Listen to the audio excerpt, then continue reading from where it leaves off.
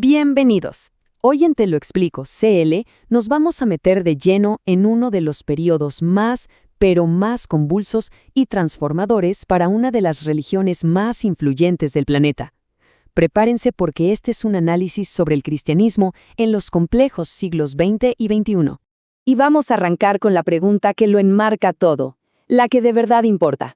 ¿Cómo es posible que una fe que moldeó a Occidente por 2 milenios lograra sobrevivir al que parecía ser el siglo diseñado para destruirla? Les adelanto algo, no fue nada fácil, y el resultado final, bueno, sorprendió a todo el mundo. Porque, a ver, que quede claro, esta no es la típica historia de una simple decadencia, no, es la crónica de un colapso, de una fractura brutal que obligó al cristianismo a elegir, o se reinventaba, o moría. Y en ese proceso, su corazón se movió, lejos de Europa hacia nuevos continentes, dando inicio a una era completamente distinta. Si te apasiona entender el porqué de nuestro presente a través del pasado, dale me gusta y suscríbete, que apenas estamos empezando.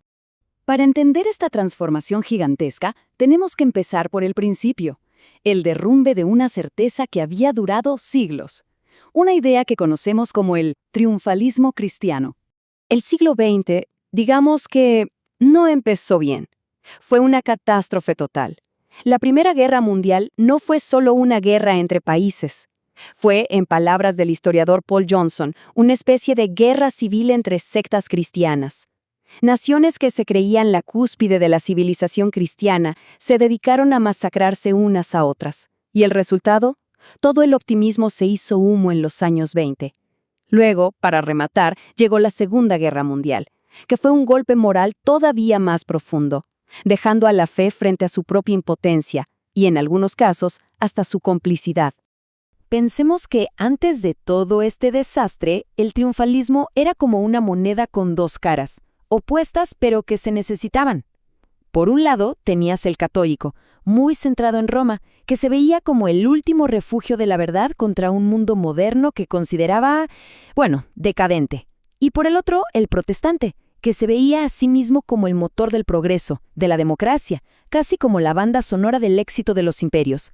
Ambas visiones, aunque distintas, compartían una misma seguridad inquebrantable, que Occidente y su fe dominaban el mundo. Y aquí está el meollo del asunto, lo que de verdad lo cambió todo. La guerra dejó en evidencia que toda esa confianza era, en realidad, una ilusión. Las iglesias, tanto las católicas como las protestantes, fueron totalmente incapaces de parar la carnicería. Su supuesta autoridad moral se reveló como algo muy superficial, sin poder real frente al nacionalismo y la violencia industrial. Los llamados a la paz de los papas y los obispos quedaron ahogados por el sonido de los cañones.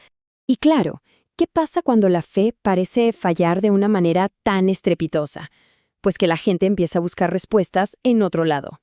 La consecuencia directa fue la aceleración de un proceso que ya venía de antes, la secularización. En Europa, la gente comenzó a vaciar las iglesias. Una fe que no pudo evitar el mayor desastre de su historia parecía bastante irrelevante para construir el futuro.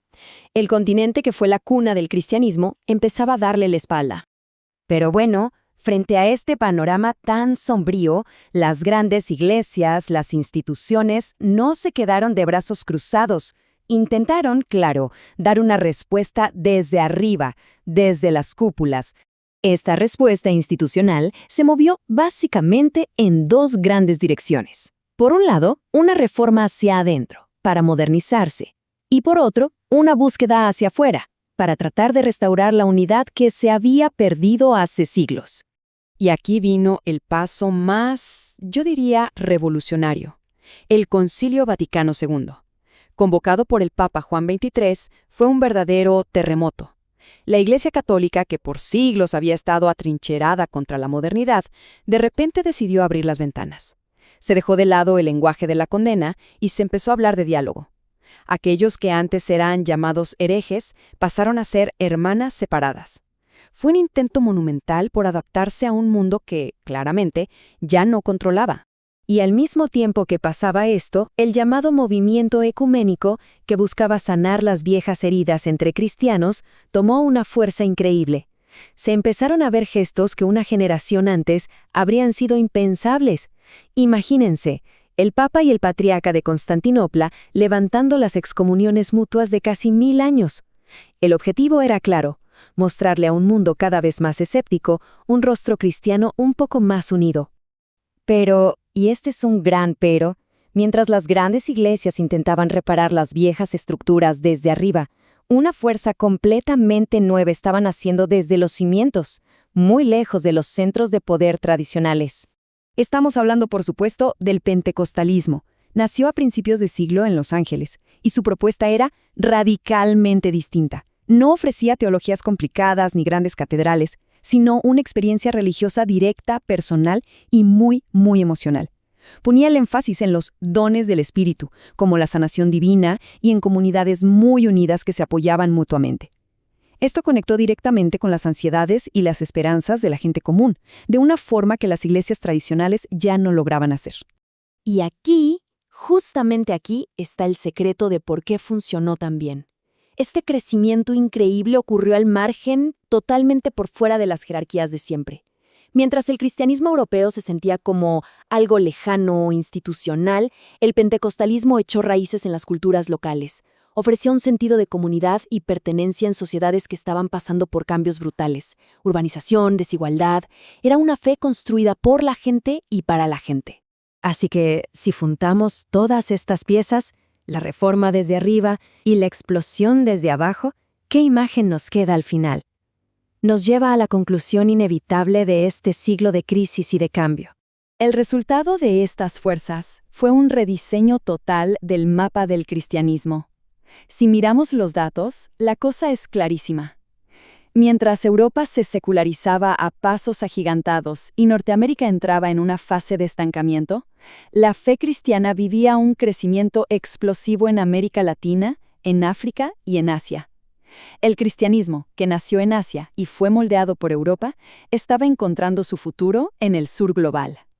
Ok, para que nos llevemos las ideas claras, resumamos todo en 3 puntos clave. Primero, las guerras mundiales demolieron por completo la idea del triunfalismo cristiano europeo y pisaron el acelerador de la secularización en Occidente. Segundo, mientras las instituciones buscaban soluciones desde arriba con reformas y diálogos, la verdadera revolución, la energía, vino desde abajo, desde las bases, con movimientos como el pentecostalismo.